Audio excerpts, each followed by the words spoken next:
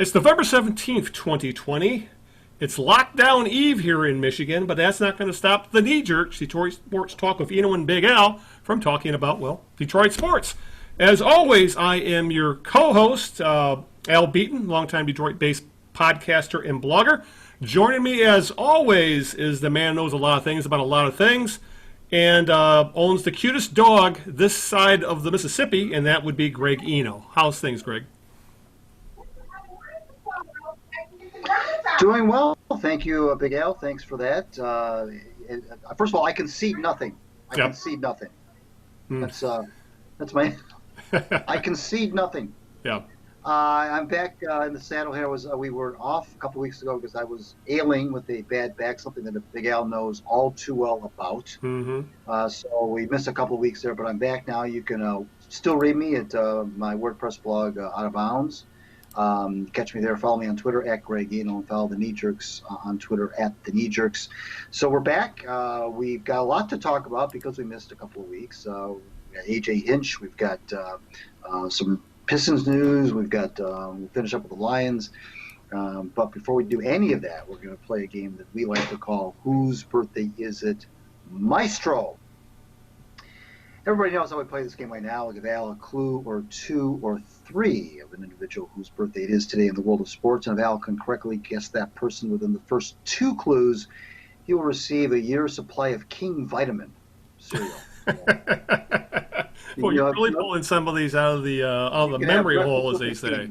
You can have breakfast with the king. All right, fire away. Yeah, this person was born on this date in 1945, so he's 75 years old today. Mm-hmm. He made his name in the world of basketball, I will tell you that. He is a Hall of Famer, I will also tell you that. I will tell you that he, actually his career first kind of got on the map in college, but for one specific game, I will say that. Mm-hmm. And I will also tell you that he was a NBA champion for one of the two teams. He actually played for three teams in the NBA. He was an NBA champion for the second of those three teams, and he was a big man. Okay, so he's 75. Okay, he said he was born in 45, which would have been. I'm just gonna Elgin Baylor. No. No. Elgin's a little older than that, but that's not too bad. Yeah. Okay. So we'll save your next guess. And I was on a roll too, where I was getting them on the first question there for a couple podcasts. The last one really stunned me the last time. It happens. Anyway, with that, let's get things rolling here, because we're starting a little later than we usually do recording this, because we had some technical difficulties, which have been solved, hopefully, other than, well, Greg's video is frozen, but at least it's frozen with a picture that actually looks good, so I can still use the video if I need to. All right, as Greg said, we're going to talk some Lions, Pistons, Tigers, maybe a little COVID. We'll see what's going on, how our time is running. But we need to start, since we weren't able to talk 2 weeks ago. When we last talked, Greg, the scuttlebutt was the Tigers were interviewing several different managerial candidates. There was talk that AJ Hinch, once his suspension ended, the Tigers would talk to him. But there was some worry about competition with the Chicago White Sox, because honestly, that is right now a team that is far more ready to start winning than the Tigers are. They're 2 or 3 years ahead in their rebuild. But there was the Tony LaRussa thing going on about that too, which we ragged on mercilessly on the last podcast. Well, since we last spoke and this all went down, Tony LaRussa ended up being hired by the White Sox. We'll touch a little bit on that. And AJ Hinch was named Tigers manager only a couple days after his suspension ended. The GM Al Avila reportedly called AJ Hinch, Greg, literally 30 minutes after the end of the World Series, which is also the end of the World Series, is when his year-long suspension come to an end. From all accounts, I think we were both in agreement, he was likely the best, most qualified candidate out there, despite the Tigers did talk to some pretty capable people.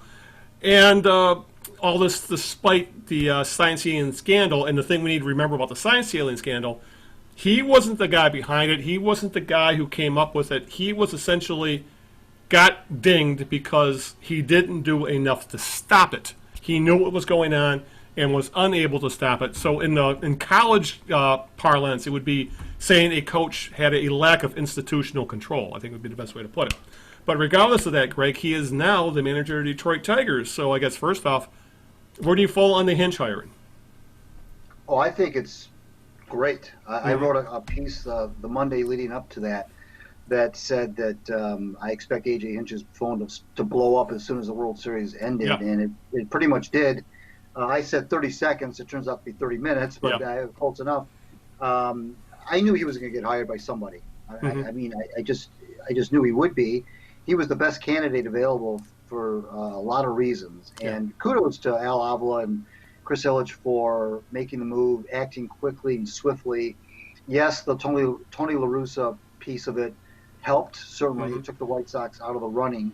I don't know what would have happened if the White Sox and the Tigers had gotten into a bidding war, if you will. But I think that because the situation would have been attractive for AJ either way, because they both have good young talent.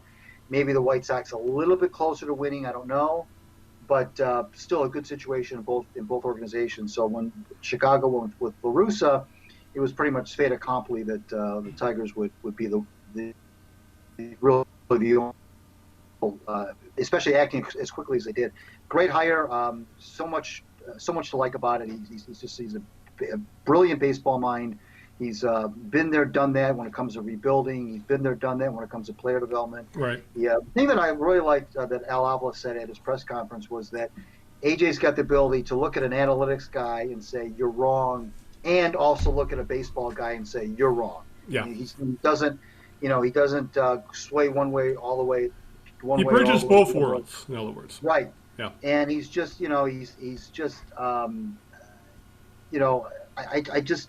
I think it's, especially right now, where the Tigers are now in their rebuild, I think he's the perfect guy to lead them to the next step, and I'm just really thrilled about it. Yeah, I completely agree. I mean, as you said, it's not just the fact that he managed a World Series winning team, and we can argue the semantics about how much the Astros actually deserve that title, but regardless of all that, it's obvious that Hinch was the best candidate out there, and there weren't really a lot of places for him to go if he wanted to get back in the game right away, because obviously the White Sox, the owner Jerry Reinsdorf, was dead set on hiring Tony LaRussa, and as it turned out, Greg, the Red Sox immediately hired back Alex Cora, who was also the other man who was suspended for his part of taking part in the Astros stuff, even though he had become the Red Sox manager. So, and he was essentially considered a ringleader of the whole damn thing for the most part, or one of the ringleaders. So, if Hinch wanted to get back in the game, and apparently he wanted to get back in the game immediately, the Tigers were pretty much the only choice. But it did help that the Tigers are at least a little ways into their rebuild. It's kind of like he's joining the Astros around the same time he did.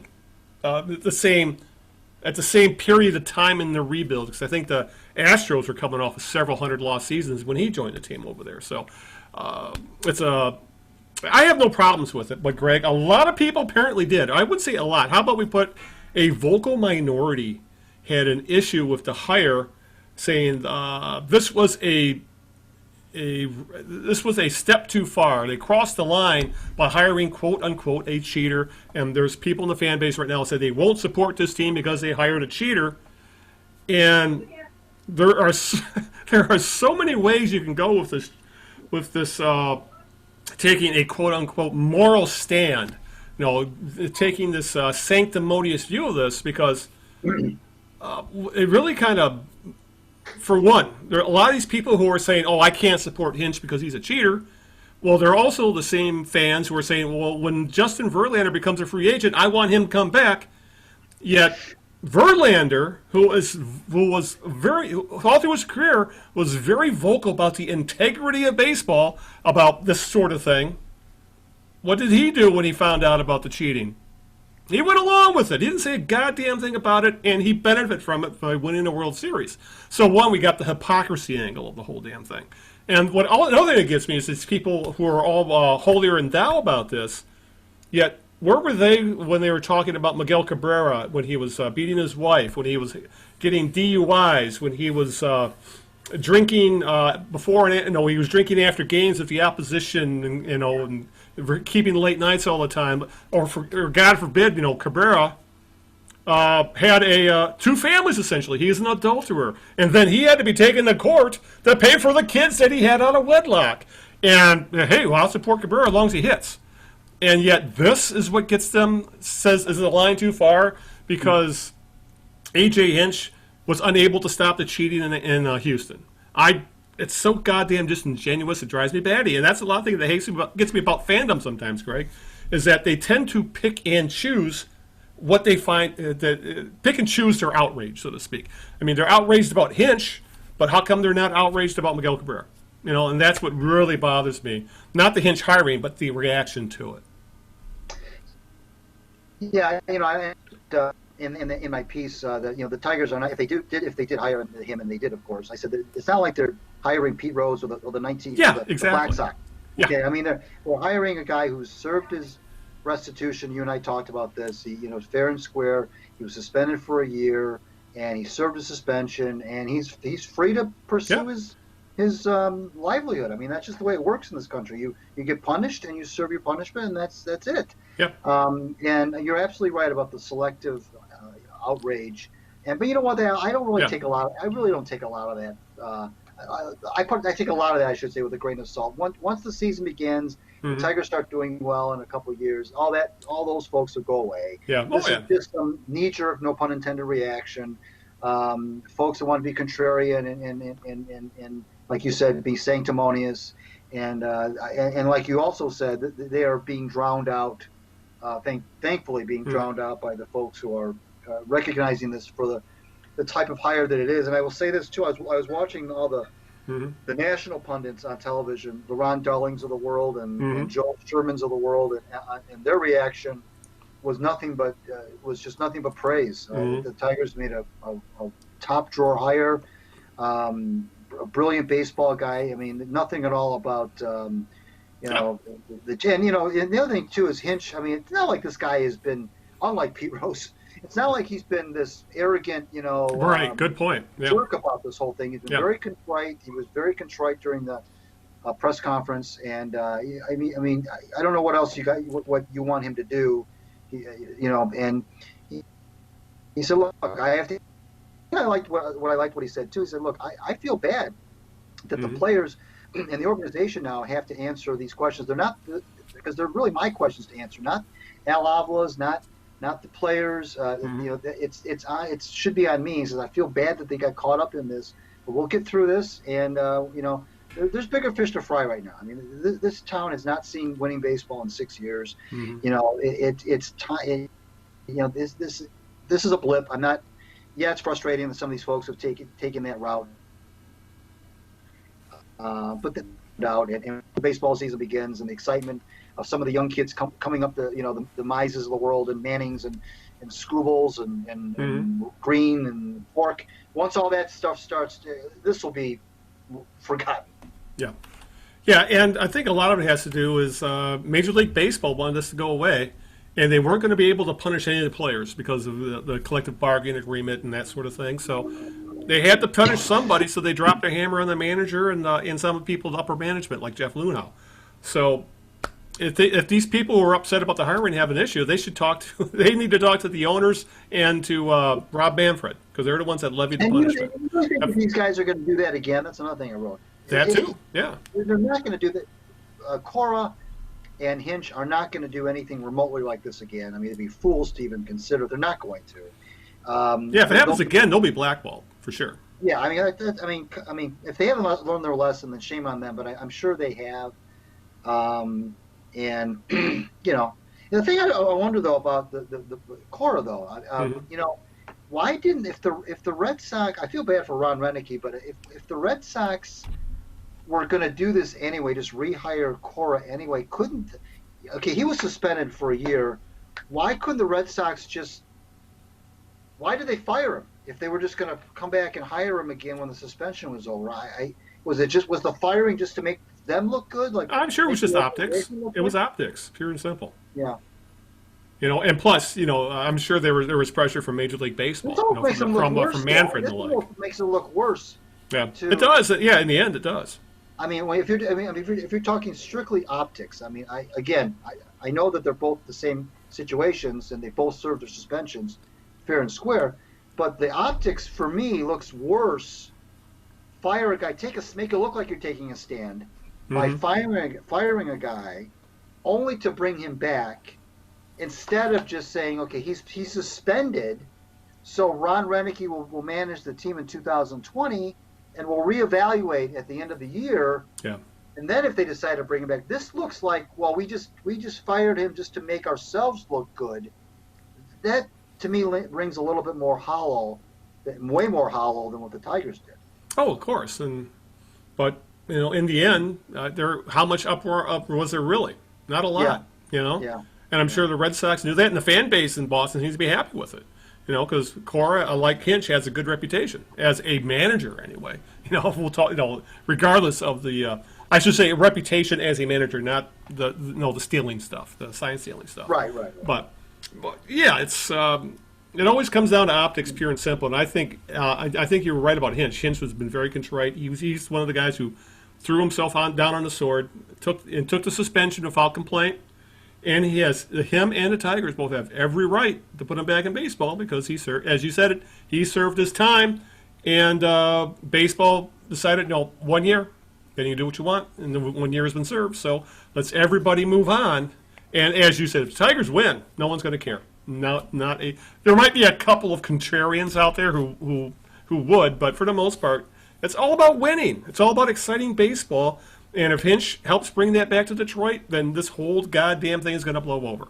So, speaking of that, Hinch, I wouldn't say blowing over, but speaking of Hinch, he started to build a staff. He's kept a few guys. I know he kept, I think the biggest name he kept was Ramon Santiago, the third base coach. Yeah, I believe he kept I can't bring his name right now, but he also, I believe, kept the defensive coach or the analyst, they call him. Yeah, the guy who does who comes up with the shifts and things like that.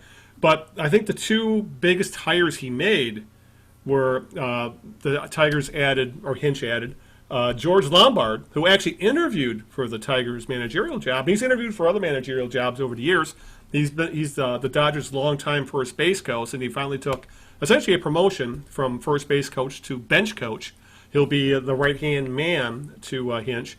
And one hire I think impressed a lot of people was the hiring of University of Michigan's highly regarded pitching coach, Chris Fetter, who has developed several major pitchers who have been drafted by the major leagues, and getting several pitchers drafted out of the University of Michigan when the North is not, the schools in the North aren't all that well known for producing major league ball players. It's very if you want to play, for the most part, if you want to play high-level college baseball, you go to the SEC, you go to the ACC. You don't play so much in the Big Ten.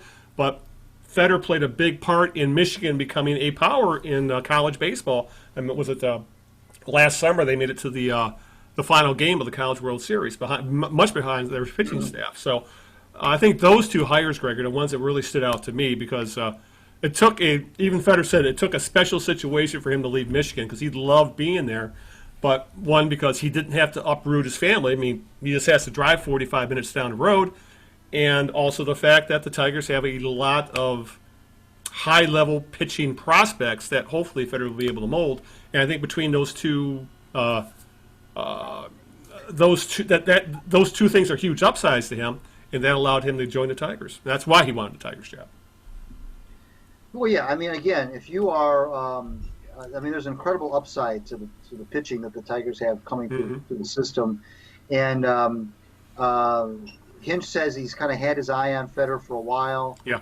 He knew of him for several years, and also kudos to Hinch for kind of getting out of that MLB bubble. Good old boy network. A little bit. There are a lot of retreads in the coaching ranks. And I hate to use really that term outside the box. I know it's very hackneyed, but just kind of getting a little bit out of that old boys network, if you will, and bringing in somebody who Hinch feels is a good fit with in terms of personality and, Yep. and approach that Hinch thinks will work real well with these young kids. Mm-hmm. And then Juan Nieves is the assistant pitching coach, Right, and it's right. got kind of a nice little balance there. Of course, Nieves is a little older. He's been around the big leagues a little more than Federer has. So yeah, that's a good one. And also, don't forget Chip Hale. Yeah. Third base coach. I know that doesn't get a lot of play, but Hale used to be a manager, of course. He's been around the block a little bit as well. He's a good hire. I think you mentioned Lombard, first time being a bench coach. Yep. Like you said, widely recognized as maybe an up and comer in the coaching ranks. And so yeah, I mean, I think when the hitting coach, did they hire a hitting coach? Or I think so, but I'd have to start digging around, and I can't remember exactly Oh, who it it was was. Scott Kubal. Yeah. Scott Kubal was hired as the hitting coach. I think the only thing they have to hire now is an assistant hitting coach, Right. and they're all set. So Yeah, the majority of these coaching staff is in place, and they're ready to go. yeah. But yeah, it's looking good. It's nice talking some positive things about the Tigers for once, and making this is one of those cases, Greg, where the obvious hire was also the smart hire, and it was nice to see the Tigers actually not overthink it. Yeah. They realized this is the guy. Let's get him, and they did. Right. They didn't overthink. They didn't overthink it when it came to picking Torkelson. Some people wanted them to, pick all these weird, these exotic. Well, how much value can you get out of a corner infielder, essentially? Well, you might get more value from a guy who plays center field or shortstop, but he was the best hitter, Right. So Right. sometimes you just got to throw, if Torkelson hits 40 bombs and drives in 130, I don't think anybody's going to complain he plays first or third base, not shortstop or center field. So, yeah, that's the kind of. And I'm glad the Tigers are starting to do some of this, and I'm also thrilled that they're leaning into analytics far later than they should have, but at least they are, and we'll see how far they actually lean into it. But it really looks like baseball is changing, and the Tigers are finally changing with it. So, but think of a team that's not changing, Greg, and that's the White Sox. As I put it down. The White Sox doubled down on stupid, as I put it in the show notes. And as the Tigers told the one of the writers at The Athletic, a source of the Tigers said, the White Sox did us a big favor, was the quote, in not talking to AJ Hinch. But for some reason, Greg, owner Jerry Reinsdorf he said, he decided I guess he was still regretting firing LaRussa, 25, 30 years ago? And he decided that I'm going to hire him back despite him being 76 years old, despite him saying some very problematic things and having some very problematic views when it comes to social justice, I should say, and race for that matter. And also the fact that the day before the hiring was announced, LaRussa got busted for a DUI, and it's the second in maybe the last decade or so. And they knew this before they hired the guy, and of course then when the news broke after the hiring, all hell broke loose. So now the White Sox would have had a really good chance to hire the best available, quote unquote, the best available manager out there. Instead, they doubled down by hiring a guy who hasn't been behind the bench in a decade and a half, who will probably have trouble relating to a team that has a lot of free spirits on the team. Could you see Tim Anderson? A guy like him or Jose Abreu, those guys are going to buck at any kind of, if LaRussa starts to go old school on them, so to speak. And they have a very pissed off fan base right now. You go to some of the White Sox blogs and message boards, they are pissed thinking that they hired Tony LaRussa over AJ Hinch or for that matter, Rick Renteria, who they got rid of to hire LaRussa. And guess who finished second in the Manager of the Year vote? Rick Renteria. And he doesn't have a job now. So the White Sox made a huge mess for themselves, and really it comes down to the owner meddling, and meddling in a way that just screwed everything up. Well, I mean, it could work. I mean, we could all be with egg on our faces. Would you be willing to bet it works? No, I wouldn't. Yeah. I would not. Yeah. Clearly. And we talked about Old Boys Network. This is Old Boys Network shit. Well, obviously. Yeah. Here's the thing, too, Al, is that the White Sox, they're not making this move when they're irrelevant. They're not making this move when they're, This isn't like hiring Ralph Hawk or Ron Gardenhire. Right, because to be a placeholder. Right. They're finally at an inflection point. They've been, because that's another team that's been in the dumps for a while. Yeah, this is the legit playoff team. You mentioned it earlier. It's nice to talk about players doing some positive things. Well, the White Sox were finally starting to see some of the fruits of those younger kids and that young talent. Now, granted, they had an awful slump in this season. They started off great, and they kind of fell back to the pack, which it wasn't terribly surprising. But they still had for the most part, they're still a franchise that looked like they were trending in the right direction. Right. They were kind of like the flavor of the day when it came to the pundits. Look at all the teams that are on the rise. The White Sox were definitely in that mix. And so this is a very crucial. It's kind of like the Tigers. Yeah. It's a very crucial point now in their history in terms of where they're going to go from here, and for them to do what they did. And nobody's going to sit here and say that Tony LaRussa doesn't know baseball. He's clue free. It's not about that. Yeah. It's about, you mentioned it about the social justice thing, the old boys network. And I don't want to sound like ageism, because it's not really about a guy's age by the calendar. Right. It's about his age, the mindset, and 76. You can be a young 76. You could be 76 and have progressive ideas. You could be 76 and look at Bernie Sanders, for God's sakes. I mean, you could be an old guy and still have newer ideas, but when it comes down to a guy like LaRussa, who's unlikely to change in his ways. Now, I will say this about Tony LaRussa, though. The bullpen is still being managed the same way that he used to manage it. He's not somewhat, because now they have the 3-batter rule and things like that, though. And now they have openers and that sort of thing. It's essentially gone to the next level, and it's yet to be shown if LaRussa, who really created the 1-inning closer who comes in with nobody on base type stuff, and sometimes using 3 and 4 pitchers just for matchups in 1 inning, which I often think brings games to a standstill. But he's the one kind of behind all that. It remains to be seen if he's able to move to that next level, how things are done. They got the new rule where you got to pitch to at least 3 batters. 3 batters now. Yep.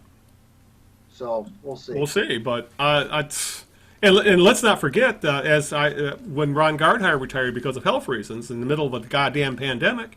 Yeah. You're hiring a 76-year-old man in the middle of a pandemic he was in the highest risk category, which is people over 65 or whatever it is, or even worse, closer you get to 80, the more at risk you become. So, I mean, there is so many things this is one of those hires, Greg, where for it to work, absolutely every single thing has to go right, and how often does that happen? Right. Oh, the Tigers! When the Tigers source told the Athletic the White Sox did us a favor, I think he understated it. The Tigers probably were like, "Oh, thank God they didn't that they decided not to move forward with Hinch and go after the old guy." So it's just ridiculous. Even Hinch seemed to be a little bit surprised. Yeah. That he did not hear from the White Sox. Mm-hmm. He kind of inferred that, his body language just kind of said, I didn't hear from Chicago. Yeah. I don't know what they were thinking. But they didn't release the terms of Hinch's contract. But I'm sure that it would have been good for Hinch to have 2 teams. Yeah, exactly. Bidding for his services. He would have had a good situation in Chicago as well. Yeah. But this is sometimes you got to be lucky, and I think the Tigers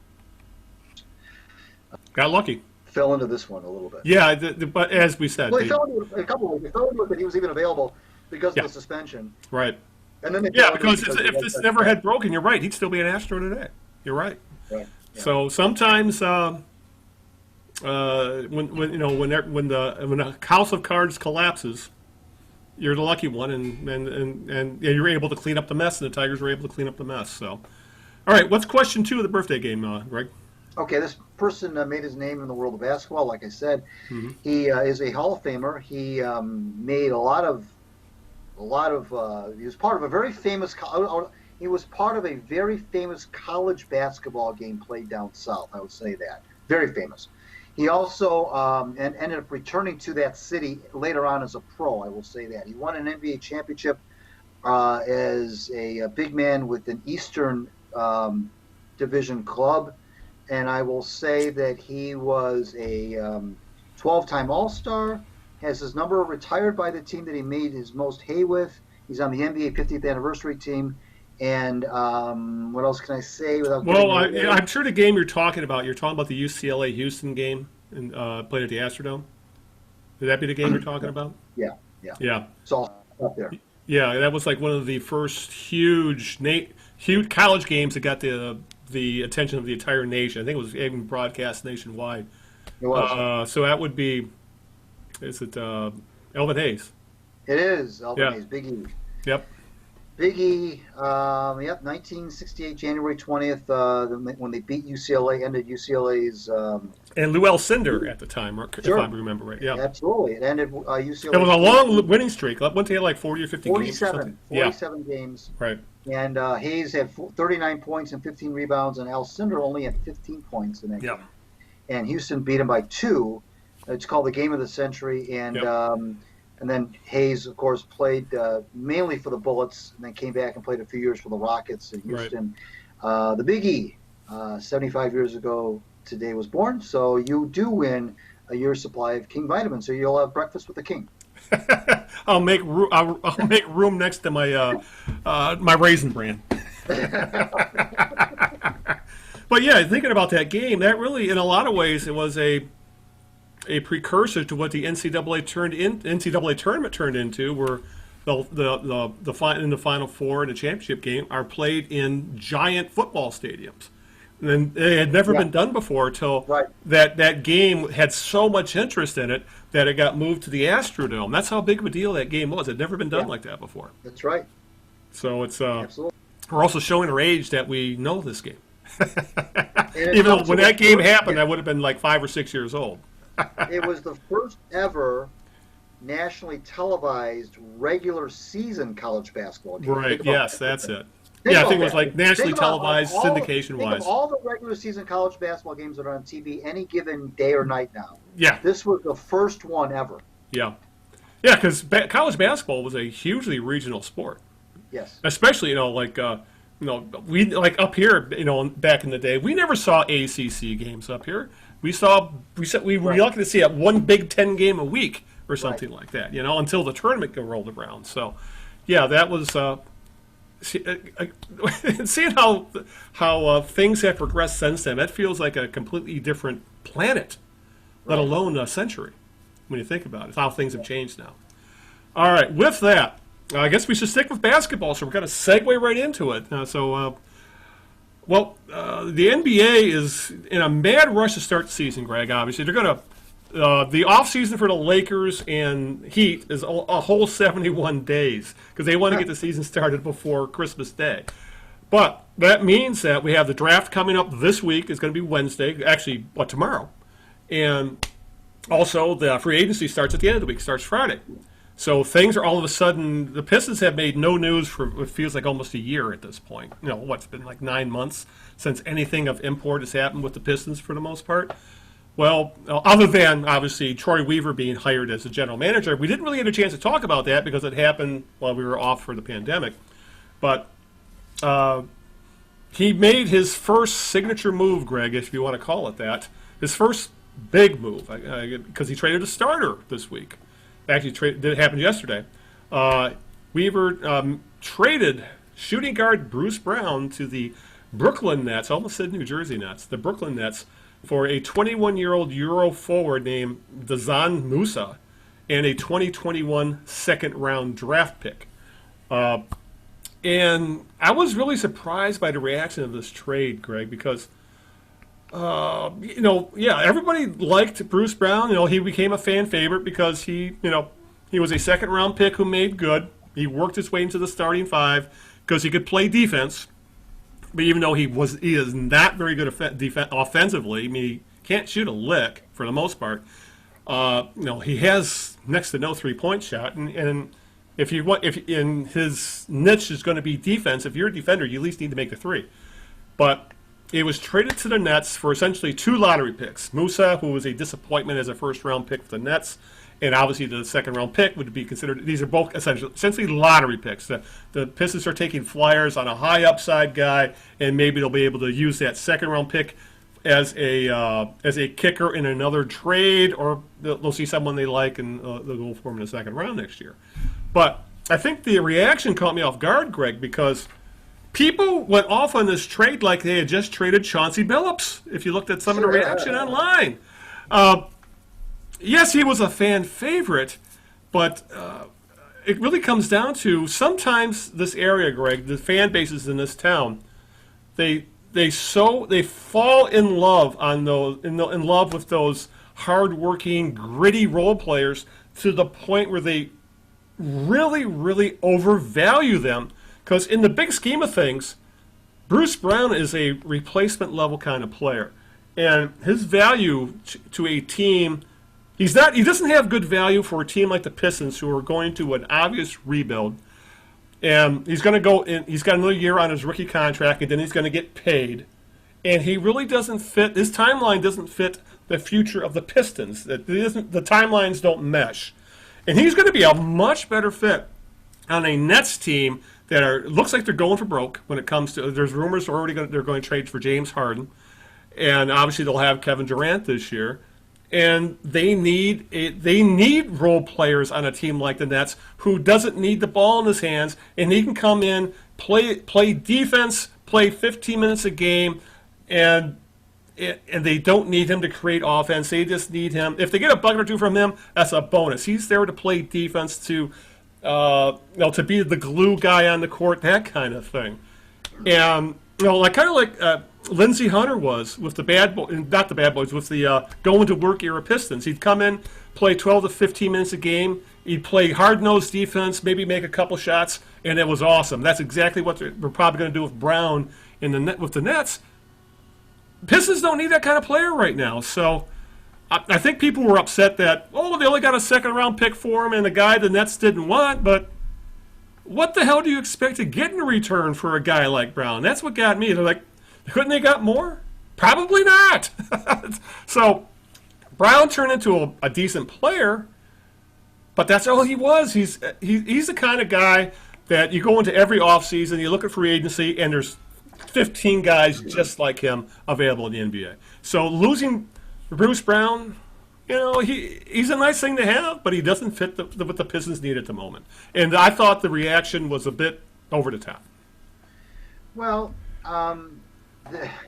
the problem is that the Pistons have the Stan Van Gundy years, and even before that, have really kind of poisoned the water around here. Yeah, about trades and stuff. Yeah, there's just no real trust in anything that they do, even when you have a new regime, if you will, with Weaver, and and we'll see what happens in the draft. Now, obviously, it seems like they're going to pick Killian Hayes, although I'm told that maybe the better pick might be the big man Okonkwo from USC. Yeah, there's actually like 3 or 4 guys being talked about at the 7th pick right now. Weaver has gone on record as saying, after the first 2, if you kind of put 3 through 10, you can kind of mix and match them, and you can really not. Throw a blanket over them, so to speak. Well, that could just be a guy trying to cover his ass no matter who he picks. But I mean, it's kind of been branded that way in terms of. But I just right now the roster is obviously still in flux. You have a veteran guard with Rose, a veteran big man with Blake, but obviously that's not the future. The future is the next point guard or the next big man. Yeah, the future of this team isn't on a team yet. It depends on what, I guess, the kind of I would think, even though that Okonkwo is, and I'm probably butchering the spelling on the pronunciation, he might have the more upside, but Casey, his system may dictate that he wants a Killian Hayes, a point guard. He's a kind of a bigger point guard. He's 6'5". They say he's got a 6'8" wingspan. He's only 19, which anymore, who knows what that even means anymore. But, that might be a little bit of a concern. But any of these kids are 19, 20 years old anyway that you draft. Mm-hmm. Nobody's drafting 22, 23-year-olds like they did in the old days. So the age is pretty much a wash because everybody's around that same age anyway. And that's just the way it is anymore. But, I guess I wouldn't really feel strongly one way or the other if they went the Hayes route or the Okonkwo route, because they need both types of players anyway, and so either one to me would address a need as far as the future goes, and so we'll see. But Weaver seems to think that 3 through 10 is up for grabs. I know they brought a lot of guys in. They brought Ball in and a bunch of other people in for workouts, but I don't think they're going to have a shot at Ball. I think he'll be gone. So it's probably going to be, if it came down to, if Hayes and Okonkwo were both available, I guess we're trying to say in a roundabout way, I think they'll probably err on the side of Hayes. Yeah. Yeah, well, all you need to do is look at the kind of rosters they assembled in OKC. They like long, lanky athletes who can play multiple positions, especially on the wings. So, we'll see what happens draft night. If that kind of player is available, you got to wonder. Obviously the team needs a point guard because I'd be surprised if Rose is even on this team by the end of draft night. Or at the very worst, he's going to be gone by the trade deadline. So you're right. They desperately need a point guard of the future, or a point guard, period. Even if he's the backup point guard of the future. But right now, I think the Pistons really find themselves at literally the best player available. So if that best player is a forward, so be it. That best player is a shooting guard, even though they have 10 of them, it feels like. That's what they need to take, because you really have to wonder, Luke Kennard's probably on a trading block. Rose is probably on a trading block. Blake Griffin is, even though they won't be able to do anything with him until he actually proves his worth that he's healthy again, and then they might be able to get rid of him at the trade deadline. So, and we don't even know if they're going to be able to re-sign Christian Wood, for that matter, either. Well, that's true. I would hope that they would, but I should have thrown another name in there. Patrick Williams might be another guy. He's been thrown around a lot over the past week. I know the Hawks want him. Yeah, there's talking he might even go. He was like a mid-round guy, and all of a sudden now they're talking about going top 4, possibly. It's funny how guys sometimes rise and fall in the days leading up to the draft, but we'll see. Only time will tell. I guess it's tomorrow evening, correct? The draft. Yep. Wednesday evening? It's this time tomorrow, 24 hours from right now. Okay. But what all this still gets me, Greg, it's just how much this town, this area, goes nuts for role players. It's ridiculous. I mean, I like gritty guys as much as the next, but sometimes these are we ragged on the Red Wings for giving guys like Bruce Brown long-term contracts and overpaying to keep them. And that's really what would happen if the Pistons had decided to keep Bruce Brown after this year. He'd want to get paid. He would probably make he's not a guy that's going to make 15 a year, but he's probably going to make 6, 7, 8 to 10. In today's NBA market, he does have value in the league, but what he does is not valuable to the Pistons at this time. It just isn't. But we've seen this over and over again with this town, Greg. They fall in love with guys like Don Kelly. If there's Don Kelly is not a good baseball player, yet he's useful, and he might help you win a game or two over an entire year because he could play 9 positions.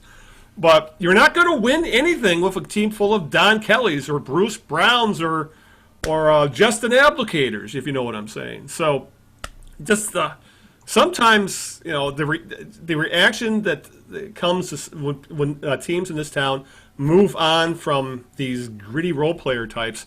As I said, you would have thought that. Well, I'll put it this way: when Grant Hill got traded, people weren't as upset. When you think about it, so I just found the reaction ridiculous, and hopefully Musa works out. Hopefully they're able to do something with the second round pick. But if you're rebuilding, there's no one safe on this roster except maybe Dubaya, but that's it. So, I would just tell Pistons fans, get used to it, because the team you see right now is going to, in a year from now, it probably will be unrecognizable. With that, let me ask you this, Greg. Do you think the NBA is in too much of a rush to start the season, as I had brought up earlier? I mean, an off season of little more than 2 months. And these guys played a very compressed schedule when they were in the Orlando bubble as well to get the playoffs in. And the other thing I found interesting is no All-Star game this year. They're just going to have a short break. They're bringing back the play-in tournament again for the 7 to 10 seeds. And the season is going to, at the latest the season could end, would be about a month later than normal. It could end July 22nd. And all this is just to get that sweet, sweet TV money. And and they have to get the season started by Christmas because they want that Christmas Day time slot, much like the NFL has Thanksgiving Day and Major League Baseball has 4th of July. And I think we're going to see some interesting uses of rosters because, picture LeBron James. He's, 36 years old at this point? He's coming off, and he's going to come off essentially a 2-month off season. We're going to see a lot of did not play coach's decision because guys are going to they're just not. Pistons awesome. They've been off for like a year, it feels like, so they won't have this issue. But the majority of teams that took place in Orlando, they've got compressed off seasons, and I'm kind of worried when it comes to injuries and stamina and how these guys are going to hold up with essentially very little time to recover. Yeah, there's that, but there's also the flip to that, which is they didn't play for a long time before that either. There was a lot, and you mentioned the Pistons, the teams that didn't make, basically the teams that didn't make the playoffs. Yeah, there was 9 teams that haven't played since March. So it does seem to. It would seem to penalize the teams that did well and went deeper. That's always the case.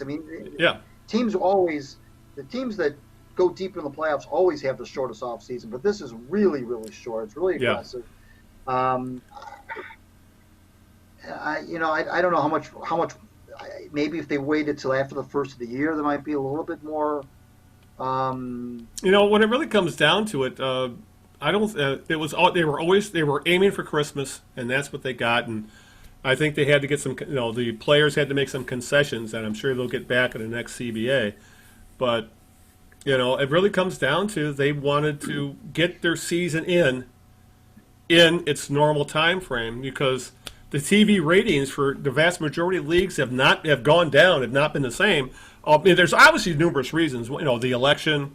The pandemic, but also the fact that people are kind of trained that you watch basketball in the winter. You don't watch basketball in the summer. You don't watch basketball, or the same with hockey. Hockey's going to be the same thing, even though hockey's going to start in January, the way it looks. So they're trying to get back to their traditional spot on the sports schedule, and that just means that it's going to come at a cost of a normal off season and a compressed regular season. So we'll see how the players hold up.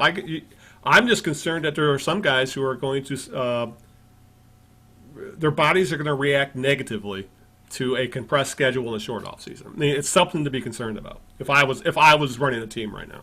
No, it is a concern. It's not. No, it's legitimate. It's a legitimate concern. I mean. It's hard to argue that it's not a legitimate concern. But there are a lot of teams that haven't played in a very, very long time also. So it's you could say they have their own set of issues when it comes to consistency and gelling as a team and putting together a plan because and plus they haven't even been able to practice together except for what they had like a 2 or 3 week bubble to essentially have workouts, and even then those workouts weren't joint. It was just one-on-one stuff. So, right. So you could say that the teams that didn't play are also at a significant disadvantage because essentially they've been stuck in suspended animation for 9 months. Right. It's a mess all the way around when it comes down. All the way around, it's difficult. It's difficult either way. Yeah. But sooner or later you got to get back. Sooner or later you have to come to some semblance of normalcy. I guess this is the way they feel like they can do it. but we'll see. I mean, Yeah. but it's a legitimate concern. I mean, it's something that is real, and we'll just see if it manifests itself or not. Yeah, yeah. It's be interesting to see what happens. I mean, I miss the Pistons, even though it's probably going to be a very ugly ugly season, and I'm sure halfway through the season I'll be like, I'm done watching the team tank. But I am looking forward to at least seeing some Pistons basketball again, and for that matter, Detroit Red Wings hockey. I mean, it's been too long, and normally we would be talking about both those teams in the regular season at this point. But here we are, and hopefully we'll have good things to say about them when the time does come. All right, we don't have to do question 3, Greg, but we do have to talk about the Lions, and we kind of put this off because we'd rather talk about more upbeat topics than what happened in Detroit. But I guess first off, as I'm bringing up the news about Matt Stafford, they're treading water right now at 4-5, Greg. They almost blew a huge lead again against the Washington football team, or the WFT, as people like to say. They had a 21-point third quarter lead, and a quarterback, Alex Smith, who almost had his leg amputated 2 years ago because he had such a horrific leg break, hadn't started in 2 years, only played in like 1 or 2 games this year. He actually led them on a ridiculous comeback, ended up throwing for 390 yards, and he brought them all the way back to tie the game. And honestly, if they hadn't blown a couple drives early on in the game, I don't think the Lions would have been in position to pull this game out at the end. But Matt Stafford pulled one of his patented last-second drives. It was a miracle 16-second drive, helped by a kind of a pity-pat roughing the passer penalty, and then a 15-yard pass moved him into Matt Prater field goal territory. Prater nailed a 59-yard kick. It probably would have been good from 70. He crushed that ball. And on the last play, the Lions pulled out a 30-27 win. The victory, pretty much. I wrote likely. I think we're both in agreement. If they had lost that game, Patricia would have been fired after the game. Maybe Bob Quinn as well. But the victory allowed them to keep their jobs, and it kept the Lions on the outside edges of the wild card race. I guess as of right now, they are the 9 seed, and there's going to be 7. There's 7 teams that are going to make it. And if there is some sort of issue where games are unable to be played and not made up, they are going to make the playoffs 8 teams rather than 7. They're going to make the pool a little bigger. So the Lions are still within shouting distance anyway, Greg. Even though they played pretty darn shitty, they only really have one good win, if you want to put it that way, and that would be against Arizona. And the other 3 wins have been against legitimately bad football teams. But they're still in the wild card race right now. So here we are, and I don't know about you, but a few years ago, if the Lions would have pulled out this game, I would have yelled and put my arms in the air and said, "No, right, way to go!" And when this happened, when Fader hit that kick, I'll be honest with you, I was like, "Shit!" I was like, "God damn it!" I hate rooting for a team that I've been a fan of for decades to lose, but that's where I'm at this point, and I know I'm not alone. No, you're not. A lot of folks were kind of torn about that. Letting a team back in the game that they were in complete control of, and not a good team at that is. Yeah. I don't know why it keeps happening. There's clearly something. I don't know if it's mental or if the coaches kind of tense up and they try not to lose as opposed to win.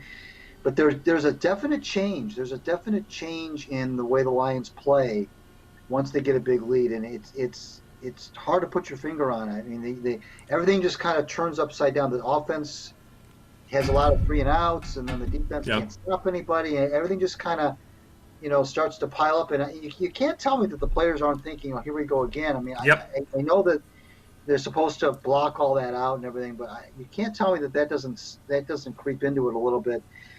It just keeps happening over and over and over again, and for too long now. I mean, this isn't some. Sometimes you have a year that's fluky, like the Lions had that one year where they were pulling a bunch of games out of their wheres, and Yep. they would But then this isn't a fluke though. This has been going on for quite some time, and Yep. and I don't know what the fix is. I just don't. All I know is that good teams don't let that happen, and it's. I've always said NFL games are lost more than they're won, Yeah. and I think that is exactly the case with the Lions. You mentioned they have only one good win, but most of those losses, Al, they lost those games. They weren't beaten in the sense that the other team won them so much as the Lions lost them, and I don't know, what I don't know what the answer is. All I know is it keeps happening, and if it keeps happening, then you have to make a change. I mean, you can't just keep having the same thing happen over and over again without rectifying it. The NFL is hard. It's hard enough to win games in the NFL without having them won and having them slip through your fingers time and time and time again. The Lions probably would have lost the game in overtime had it gone to overtime. I mean, the momentum was all in the I was going to say the Redskins, the Washington's in Washington's favor. The Lions probably would have lost in overtime. It would have made a very interesting Monday around here had the Lions lost that game. I like to think that would have been it for Patricia, but we don't know. We don't know what Sheila Ford Hamp is all about. Yep. We don't know what makes her tick, so we can't say for sure. We could say that in a lot of NFL cities it would have been it. We can't say that for sure in Detroit because we just don't know the owner well enough to know what her impulses are. But this wouldn't be an impulse, by the way. This would not be an impulsive move if she did indeed do that. I mean, this is a repeat pattern. You can't keep blowing games in the NFL. It's demoralizing. And and they almost did it again. And the fact that they had to win on a 59-yard field goal as time expired is nothing to be proud of. Let's put it that way. Yeah, exactly. And they always say, well, it's the NFL. Win's a win. They all count the same. But That's to a degree. To a degree, exactly. But when you have to pull these kind of games out of the fire against extremely bad teams, and it's become a chronic issue of these blowing leads, it's at this point, it is what it is with the Lions. This is who they are. It's just not I don't think it's fixable at this point, at least not with the staff and front office they have right now. Yeah, and I just brought up the Stafford article. It's being reported by the NFL Network, so we know it's legit. But Stafford has a partially torn thumb ligament in his throwing hand. The Lions will take the week to determine the veteran passer's availability for Sunday's game against the Panthers. Though he's expected to start, X-rays on the thumb came back negative, so he doesn't have, there's nothing broken per se, but further tests show that there was a tear. And we know how well things go for the Lions, Greg, when Matt Stafford tries to play through hand injuries in his throwing hand. We've seen this before. Remember when he tried to play through a dislocated finger, and he had to play with a glove on his hand and possibly a splint, and the Lions season went down the tank. This isn't the first time it's happened, and you have to wonder just how well he's going to be able to throw the ball with torn ligaments and stuff. I mean, all credit to Stafford. The guy is tough as nails, but and I'm sure he knows as this team, any chances they have of making the playoffs right on Matt Stafford. Because if Chase Daniel is under center for a few games, the season's over if it's not already anyway. So he's going to play. The question is how effective is he going to be? And if we go by what we've seen in the past, he's not going to be Matt Stafford. He's going to be a shadow of that. He's just not going to be the same guy, and this could be the nail in the Patricia coffin when it comes down to it. Well,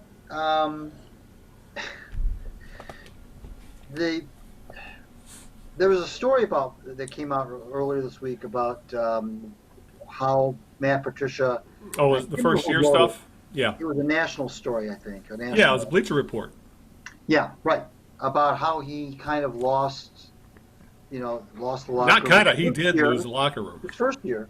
Yeah. And then he made some changes, and to his credit, and he tried to get in. Some of his players agreed that he was a little bit better in the second year. Of course, he had his little thing with Slay, and Mm-hmm. Quandre Diggs was run out of town and the whole 9 yards. But I mean, it's going to be hard to you don't base anyway you don't base your decisions on whether or not the players like the coach or not. That's not usually the way these things work out. How many times have you seen a coach get fired and everybody, oh, he wasn't his fault, I feel bad for the guy, we didn't play up to our standards, and Mm-hmm. you don't really use that as your barometer. Now the pro Patricia people would say, hey, the Lions keep fighting, they don't give up, and blah blah blah. Well, they're professional athletes. I mean, they're not supposed to do that, and sometimes you can be motivated to not give up by things other than your love of the coach. It could be, personal pride or personal gain or whatever the case may be. These guys are in the league for a precious short amount of time, 3 to 5 years, maximum, or I should say maximum, average, and they're trying to make as much money as they can, and they're not going to let their, discuss if they have any for the coach, stop them from competing. Because that's what it's all about. These guys are all competitors. They want to win. They're not going to, oh, I don't like the coach, I'm going to go out there and not try to win. I don't think it works that way. You can have, there's 53 guys on a team. 53. You're not going to make all 53 guys happy. I mean, that's just the way it is. I mean, there's going to be a lot of folks that don't like you, and there are a lot of Hall of Fame coaches who their players didn't really like them all that much. But that it's a results oriented business, and if you lose, you're too nice or you're too much of a jerk. If you win, it doesn't matter. So Right. I think that I think what fans are concerned about is the Lions are going to win just enough games To make it a flip it, coin flip as to if he comes back or not.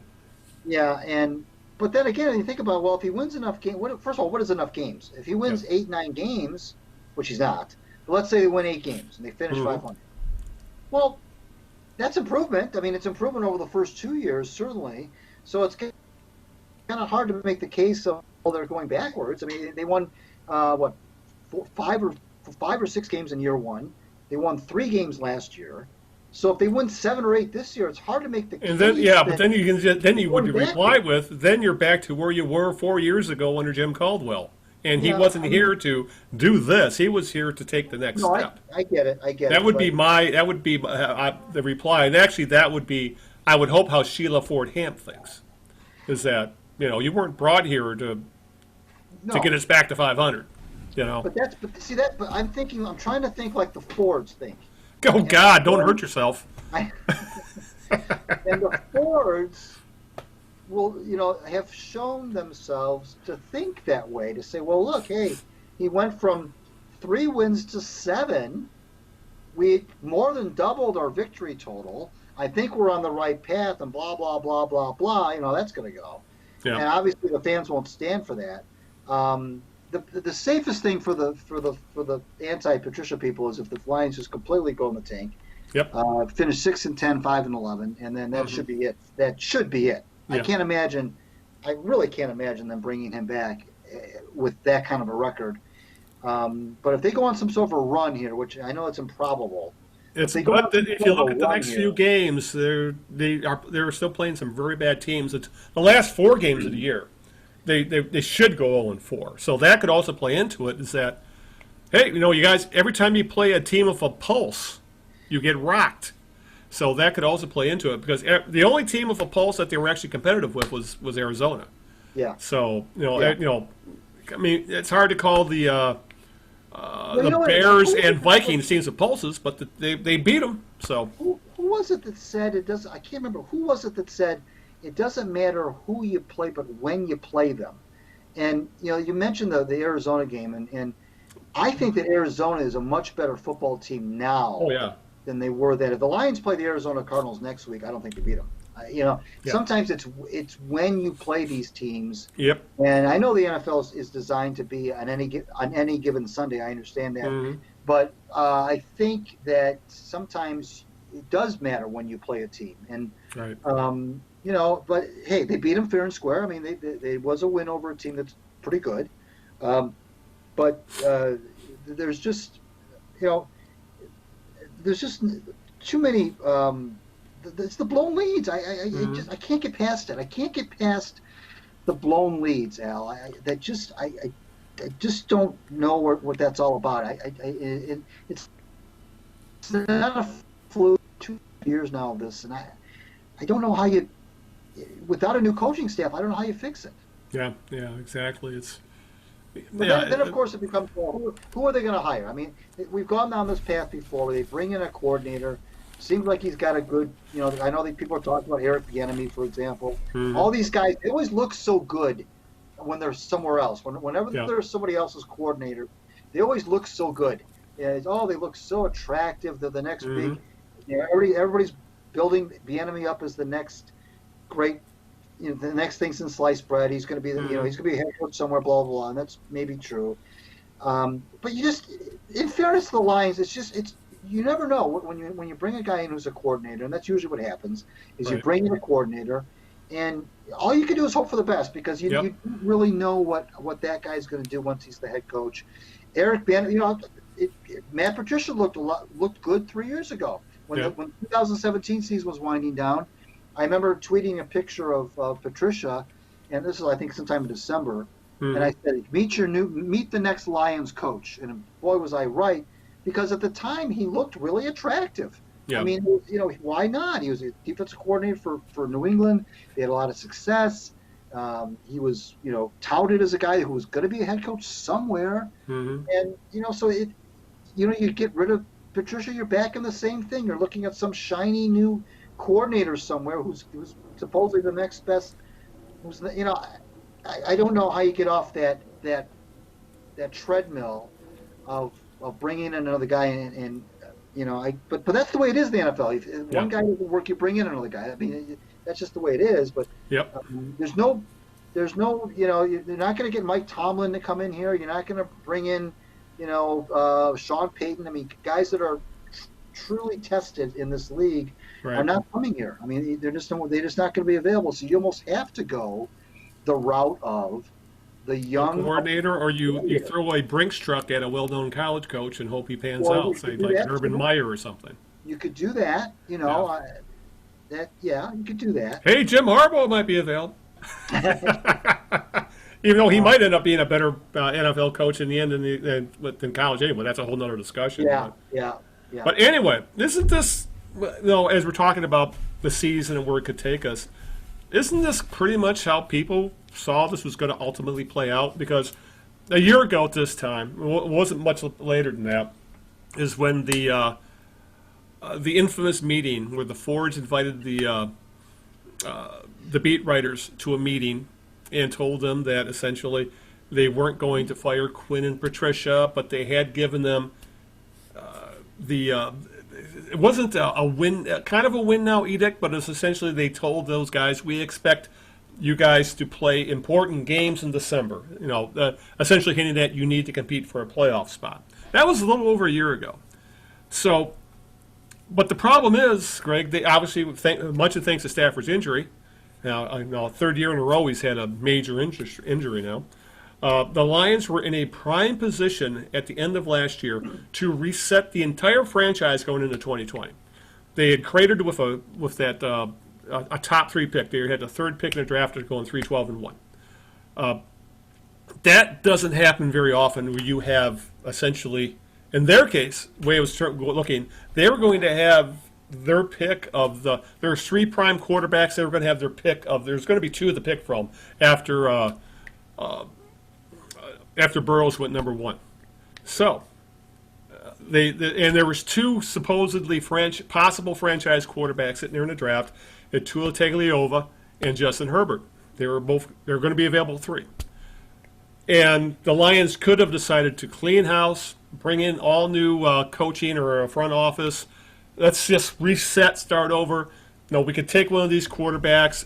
They could either sit a year, or we figure out what to do with Matt Stafford. We trade him or let him run run the team for another year, but then we can trade him. And then we have a quarterback all set to go, much as we've seen the Packers have done, several times over the few years. But Right. thanks to that ultimatum the Fords gave to Bob Quinn, that led to, as we all knew was going to happen, short-term decision making. Instead of taking a quarterback, which is, because how often are you at a point where you're that high in the draft to take a quarterback and get one of the best ones? The Lions took cornerback Jeff Okudah at number 3 because they had a hole to fill, which is essentially of their own making, as you mentioned about the Darius Slay trade. So they took a cornerback at 3, which rarely happens, and if you pick a cornerback at 3, he better be a goddamn Hall of Famer because the value issue there. So far, Okudah's been a disappointment. As we all know, cornerbacks could take a year or more to get acclimated to the NFL. And as we're seeing with Okudah, he's not there yet. He's not even starting half the time with this team, and he's a number 3 pick.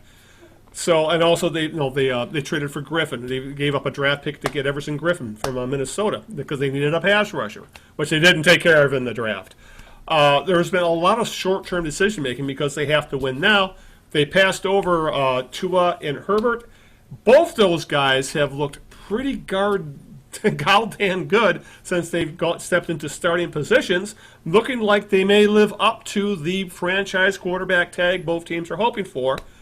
And yet the Lions are, despite all this short-term decision-making and taking saying we're going to build up the defense and taking another running back in the second round that they've done like numerous times lately, they are still remain the longest of long shots to make the postseason. And worst of all, if the season ended today, they would be mired in the no man's land of just being outside the playoff picture and having a draft pick in the mid-teens where it's much harder to find an impact player. And if there's one thing this team doesn't have, is an impact game-changing player. And they had a chance to do that and take one last offseason, but they decided to go in a different direction because they decided to keep the management staff, even though I think everybody agrees it was time to move on. And that's what's so frustrating, Greg. It really isn't 2020 hindsight. This is like people were saying, this is what's going to happen, and that's exactly what happened. Yeah, I've been asking the Lions to pick to draft or trade or something for Matthew Stafford's replacement for 3 or 4 years now. I mean, yeah. This is not sustainable. I mean, not only is it not sustainable, Al, from a health standpoint. Obviously last year with the bad back. Today, I mean, now we got the thumb thing, which may not be all that serious, but it's not sustainable because of he is getting older, but it's also not sustainable because it hasn't worked. Yeah. It's not like you look at a guy like Drew Brees and Aaron Rodgers and some of these guys that have been around forever. Brady, well, they've been around forever, but they've won. I mean, they've won. I mean, it's and Matthew Stafford, God bless him, hasn't won. I mean, he just hasn't. Mm-hmm. And you can make a ton of excuses left and right. For what try to explain away why that is. The bottom line is it hasn't worked here. So it's not like, I can see where it might be hard to cut the cord with a guy like Breeze or a guy like Rodgers or a guy like Brady because of all the success, and I understand that. And and for the most part, those guys are pretty durable. They don't miss a lot of playing time. And still playing at a pretty high level. Right. So I understand that. I get that. But when it comes to Stafford, I just see a lot. I mean, I know there's a lot of people on both sides of the fence. I understand, but there just seems to be this pocket of people that just want to kind of put him under a protective bubble and say he's not the problem. They've been saying that for years.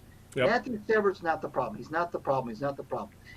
And at what point do you? A guy's been here for 12, 13 years as the quarterback. At what point is he at least part of the problem? I mean, I mean, obviously he's not. He doesn't play all 22 positions. But at what point is he somewhat culpable for what has gone on here? I mean, is there some culpability he has? You don't be a quarterback in the NFL in one city for 12 years and just get absolved. Say, well, it's not his fault. Well, at some point it is. I mean, at some point, I don't, I look at him. I don't count myself as a hater, but I look at him as a compiler of stats. I look at him as a guy that's just been around a long time, who's thrown the football a lot, who has made some incredible throws, yes, has also made some horrible throws, and just has been with a bad organization. To his credit, in his defense, he's been with a bad organization. But the bottom line is he hasn't won.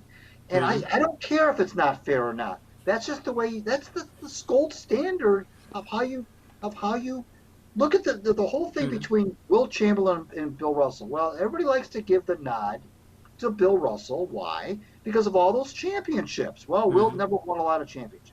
Bill Russell's got all these championships. Forget the fact that Bill Russell had all Hall of Famers up and down the roster that he played with. Not that Will played with chopped liver, but if you look at the overall rosters that Russell played with versus the overall rosters, overall, not the whole, I'm talking the whole overall thing that Will played with, it's kind of unfair to say, well, Will didn't win. But that's the way it is. You're judged by whether or not you win. And it's just not sustainable much longer. Sooner or later, you're going to have to cut the cord. Sooner or later, you're going to say, you know what? He was the best quarterback we've ever had, which is true. Absolutely true.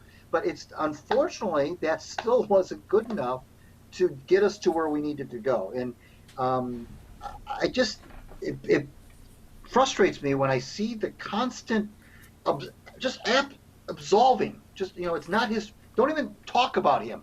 How dare you talk about Matthew Stafford? He's not the problem. Well, sooner or later, he's got to be part of the problem.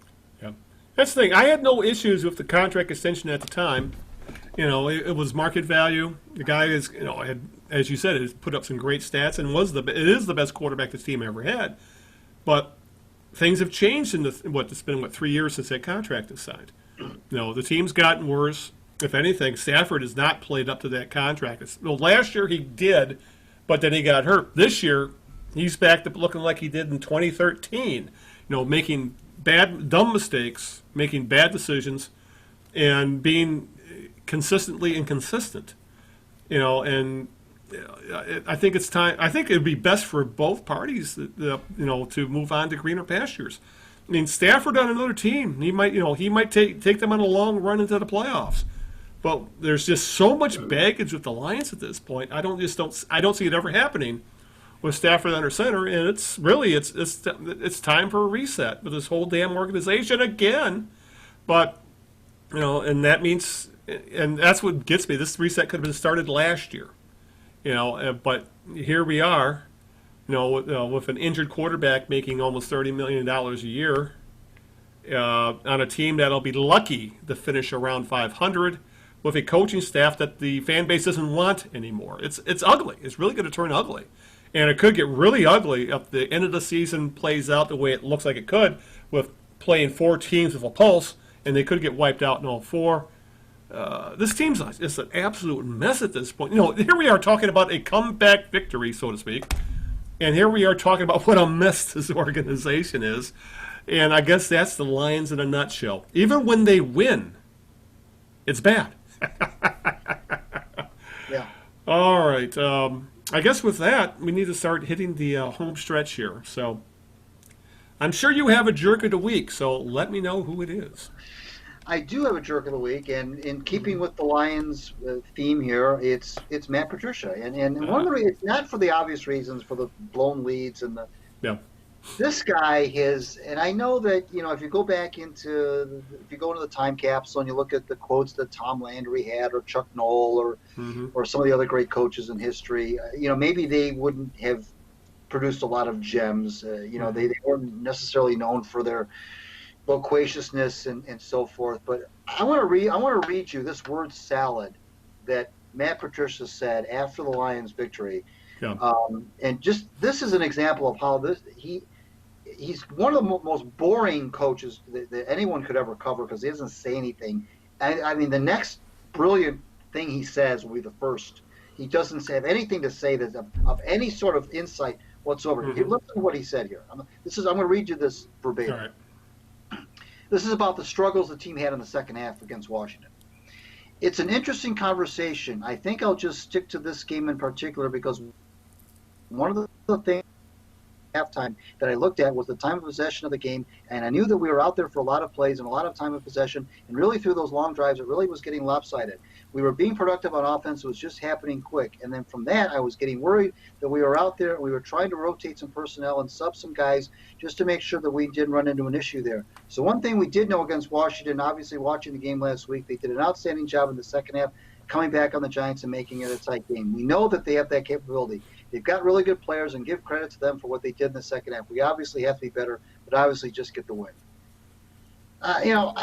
My eyes just glazed over. there's nothing. He offers absolutely zero insight as to what really happened, what he tends to do to fix it. If I hear one more time, we got to coach better, we got to play better, I'm going to just lose it. Again, I'm not suggesting that you have to be Bum Phillips or John McKay. It'd be cool, though. It would be, but this kind of, and maybe he just doesn't translate well. I don't know what goes on in the locker room. I'm not. He tries to be Bill Belichick, and there's only one guy who can pull that shit off. Doesn't strike me as I know he's got this engineering thing, and he's a rocket scientist the whole nine. It doesn't seem to me that he's got any sort of.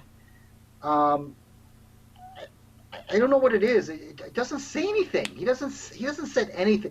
And if you look at everything he said over the past 2.5 years that he's been here as coach, he hasn't said one insightful thing. One. Now, there's been one insightful thing he has said this entire time. I mean, when they win, you can almost guarantee what he's going to say, and when they lose, you can almost guarantee what he's going to say, and it's absolutely nothing. And I know that's not how you grade a coach. I understand that, but he doesn't offer nothing to the equation when it comes to explaining what happened in a way that makes sense. And it just frustrates me that he has no there's no substance to this guy to me whatsoever. And I don't know. Yeah, it'd be nice to see him. He never shows any kind of emotion, which is very Belichickian as well. You're right. It would be nice to have a Jim Mora outburst. You know what I'm saying? Something. Or do the opposite and just do. It's essentially what he's doing. You remember Rasheed Wallace? During the post-game presser, every question he just answered. Both teams played hard.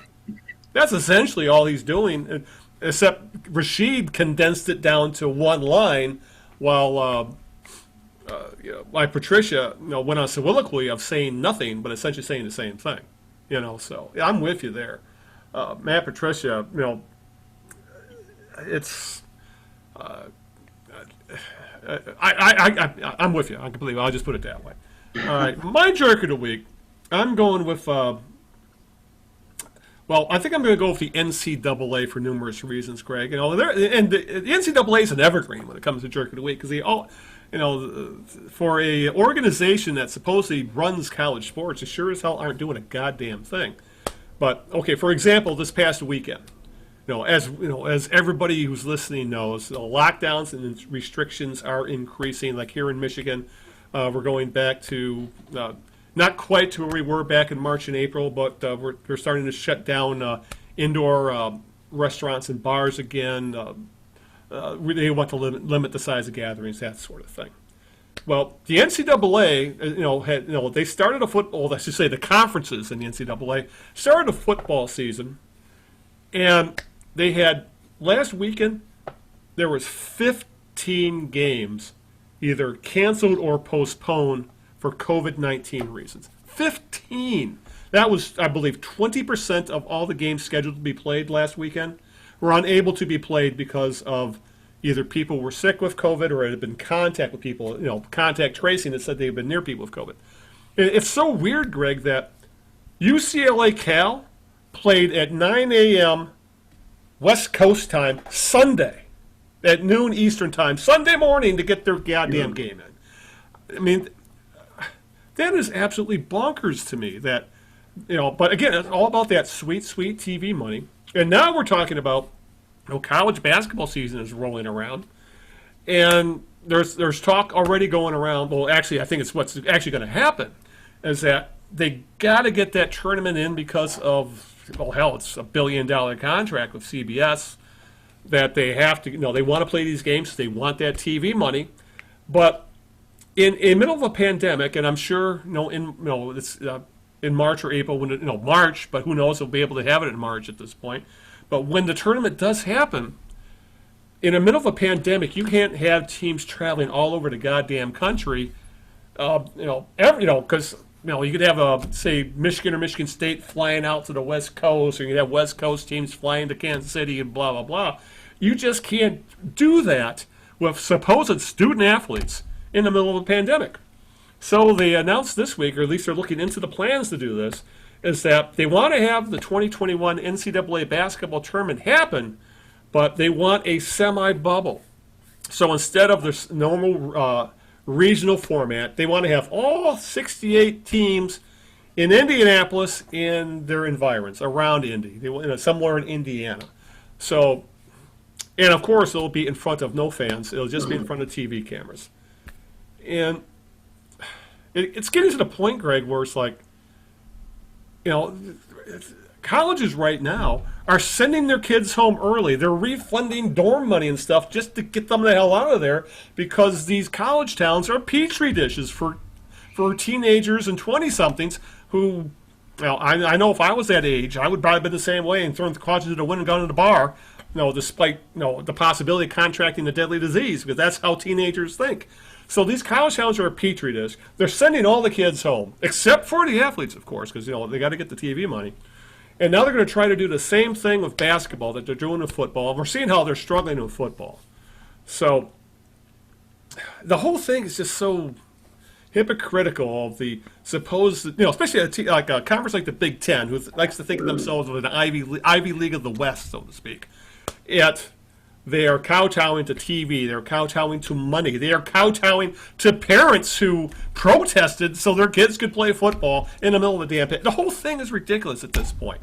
I mean, how long? You've been pretty much locked down yourself for the most part. You've been working from home since what, March? Yeah. For the most part? Yeah. I've barely left this place since March myself. I'm here by myself. At least you have a family, and you got your dog, and with that cute little Bean. And the only time I leave this place is when Linda and I are able to sneak up to the cottage. And even then, we were able to social distance when we're up there. And being she's a nurse, we have to social distance from each other.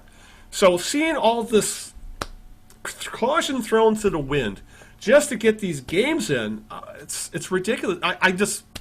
It's very frustrating to see when you see a lot of people who are doing they're doing what needs to be done in the middle of a pandemic, and then you see these large organizations saying, fuck it, we want the money, and risks be damned. Because we're not just talking about college basketball, football players. We're talking about the staffs. We're talking about the coaches. Oh, yeah. We're talking about all the TV people involved. Sure. We're talking about people who work at hotels. We're talking about people who work in stadiums. Yep. And a lot of those people can be considered at risk. So this whole damn thing is a house of cards. It's only going to take one of them to go, and the whole thing could come tumbling down. And I'm surprised it hasn't happened yet. I think at this point, and they want to have the college football playoffs as well in bowl games. I don't know how the hell they're going to do it. So my jerk of the week, after that, got that off my chest. My jerk of the week is the NCAA, and I should say the Power 5 conferences as well, for essentially trying to, I would say, playing games in the middle of a pandemic is pissing in the wind. It's going to come right back and blow you in the face. Agreed. Well said. All right, I'm out of breath. All right, Greg, why don't you get out the thank yous and where to's and all that fun stuff. Maybe now we'll we'll try to get some more guests on the show. Now that we're back into a rhythm of doing the show every couple of weeks. But regardless, read me at my Out of Bounds WordPress blog.